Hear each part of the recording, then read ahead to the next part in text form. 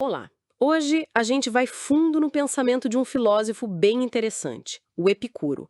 Ele viveu lá no período helenístico, sabe? Séculos 4, 3 antes de Cristo. Isso aí, uma figura-chave daquela época.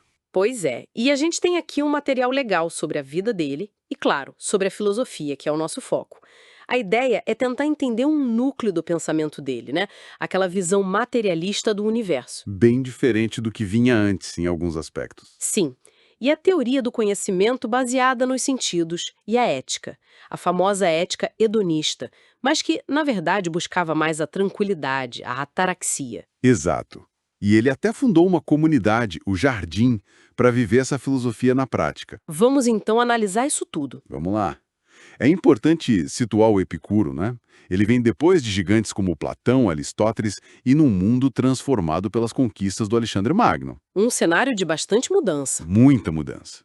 E temos um porém. Ele escreveu muito, parece, mas quase nada chegou até nós diretamente. A gente depende muito de fontes posteriores. Ah, tipo quem? Olha, tem o poeta Lucrécio, que era um epicurista fervoroso e escreveu um poema incrível detalhando a física dele. Mas também tem o Cícero, um político e filósofo romano que era bem crítico, até hostil. Então tem que ler com cuidado, né? Filtrar as informações. Exatamente. Tem que ter cautela para separar a doutrina original das possíveis interpretações ou até distorções dessas fontes. Certo. Então, começando pela visão de mundo dele, a metafísica. É surpreendente como parece simples, né? De certa forma, para Epicuro, o universo é basicamente feito de duas coisas: átomos, partículas minúsculas e indivisíveis, e o vazio, o espaço onde eles se movem. E só, sem alma imortal, sem deuses metendo a mão em tudo? Exato. Nada de intervenção divina direta na nossa vida. E a base para isso? Observação e lógica. A gente vê corpos, eles se movem, precisam de espaço, né? E do nada, nada surge. Então, tem que existir esses tijolinhos fundamentais, os átomos. E um universo infinito com infinitos átomos e mundos. Isso, uma visão bem radical para a época. E o legal é ver como ele pega o atomismo do Demócrito, que veio antes, e dá uma ajustada. Ah, ele não só copiou. Não, ele inovou. Tem 3 pontos principais que diferenciam. Primeiro, os átomos dele têm peso. Isso explica o movimento natural deles, tipo para baixo. Ok, faz sentido. Qual o segundo? O segundo é talvez a ideia mais famosa e, assim, mais debatida. O Kleinaman, o desvio. O desvio?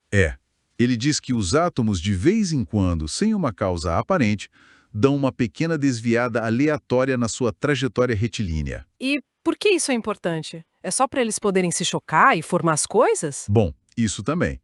Permite as colisões e a formação de objetos complexos. Mas a grande sacada filosófica é outra. Esse desvio mínimo e imprevisível, ele quebra a rigidez do determinismo causal. Ah, entendi.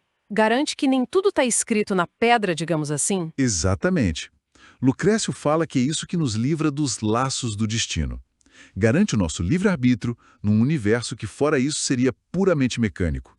Sem o Kleinaman, seríamos só fantoches das leis físicas. Nossa, que sacada genial mesmo. E o terceiro ponto de diferença em relação a Demócrito? É sobre a nossa percepção. Para Epicuro, as qualidades que a gente percebe, cor, cheiro, doçura, calor, são reais. Não são só ilusões da nossa mente ou convenções, como outros pensavam. Elas existem de verdade. E isso é fundamental para ele, porque valida a confiança nos sentidos como critério para conhecer a verdade. Se os sentidos não fossem confiáveis, como a gente guiaria a vida, né? Total sentido. E aí essa base toda materialista, confiando nos sentidos, leva direto para a ética, para a questão de como viver bem. É onde entra o tal hedonismo, que quase sempre é mal compreendido, né? Quase sempre falam Epicuro, prazer e já pensam em festa, excesso. Mas não é nada disso. Para ele, o prazer máximo, a felicidade de verdade, é a ataraxia. Ausência de perturbação. Isso, a tranquilidade da mente e a ausência de dor no corpo. Ele até fazia uma distinção importante entre tipos de prazer. Quais seriam? Tinha os prazeres cinéticos, que são aqueles ligados a satisfazer uma necessidade, tipo comer quando se está com fome. São bons, claro, mas são passageiros. E os outros? Os outros são os catastemáticos, ou estáticos. É o estado de satisfação plena, de não sentir falta de nada. É tipo o prazer de não estar com fome. de não sentir dor. Esse estado de equilíbrio e serenidade, esse era o melhor prazer para ele, o objetivo final. Entendi. É um hedonismo mais sutil, focado na paz.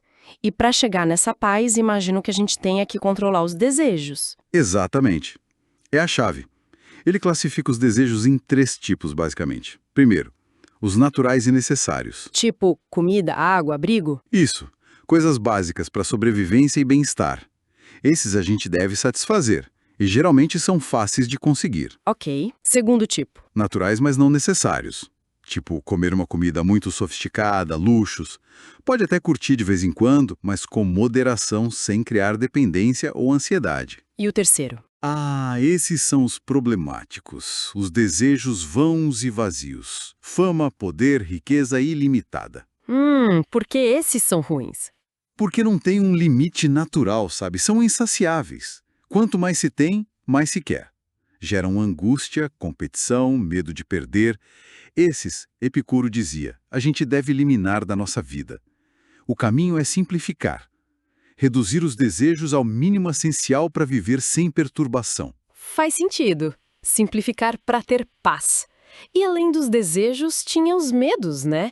Que também perturbam muito. Principalmente medo dos deuses e da morte. Os 2 grandes fantasmas da humanidade, talvez. Sobre os deuses, ele não era ateu, como às vezes dizem.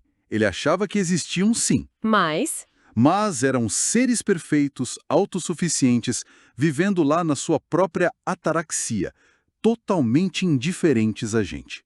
Não castigam, não recompensam, não se metem nos nossos assuntos. Então, por que acreditar neles? Serviriam mais como um ideal, um modelo de serenidade a ser admirado, não uma fonte de medo ou esperança de intervenção. Interessante. E a morte? Esse é o grande medo de muita gente. O argumento dele aqui é super direto, quase brutal na sua simplicidade. A morte é o quê? É a dissolução total. O corpo se desfaz, a mente, que também é feita de átomos, se dispersa. Fim. E se é o fim da sensação, da consciência?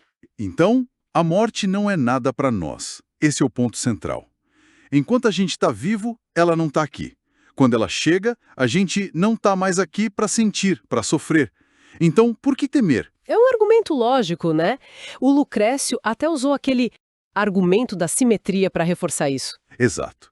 A ideia é, a gente não se preocupa com a eternidade de não existência antes de nascer, certo? Certo. Então, por que se preocupar com a eternidade de não existência depois de morrer? É a mesma coisa, só que do outro lado. É um jeito bem racional de tentar dissolver essa ansiedade. E nesse esquema todo, onde entram as virtudes? Prudência, justiça, amizade. São super importantes, mas de um jeito bem pragmático. Não são fins em si mesmas, como para outros filósofos. São meios essenciais para a gente alcançar e manter a ataraxia. A prudência ajuda a escolher os prazeres certos e evitadores. A justiça, vista como um contrato social, não prejudicar nem ser prejudicado, garante segurança.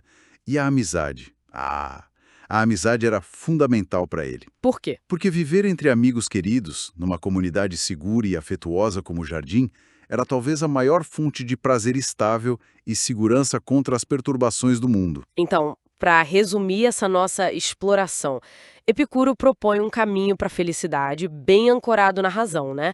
Entender como o mundo funciona, átomos vazio, gerenciar os desejos com inteligência, focar no essencial e eliminar medos irracionais, principalmente dos deuses e da morte. Exatamente. É um hedonismo que busca a serenidade, a paz de espírito duradoura, e não aquela busca frenética por prazeres passageiros. Fica então uma pergunta no ar, talvez. Sério?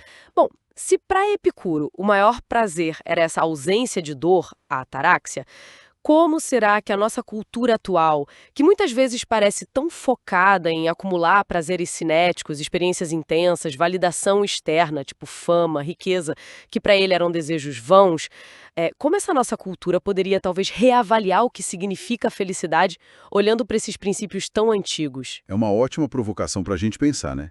Será que essa busca incessante por mais e mais não está justamente nos afastando da tranquilidade que o Epicuro tanto valorizava? Fica a reflexão. Gente, encontro vocês em outro podcast. Não esqueçam de se inscrever no nosso canal.